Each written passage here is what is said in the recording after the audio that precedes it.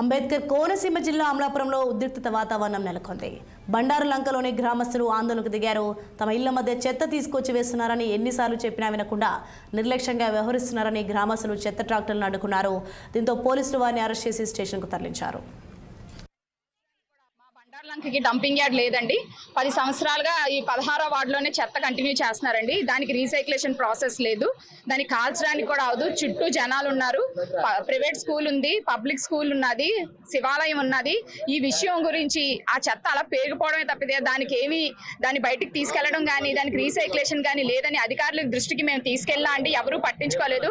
గత 2 సంవత్సరాలుగా ప్రతి వారం స్పందనకి వెళ్ళి దీని మీద కంప్లైంట్ మా 16వ వార్డు నుంచి చాలా మంది ఇచ్చారండి.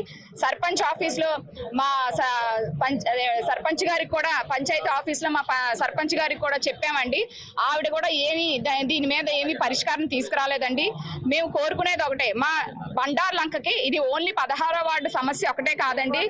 ఎన్ని వార్డులు ఉన్నాయంటే 16 వార్డులు ఉన్నాయండి. 16 వార్డులు చెత్త ఎక్కడ బోల్డ్ అంత నిలవైపోయి ఒక 2 నిమిషాలు కూడా ఆ ప్లేస్ లో మేము ఉండలేకపోతున్నాం అండి. దానికి మేము 500 మీటర్స్ దగ్గరలో ఉంటున్నామండి.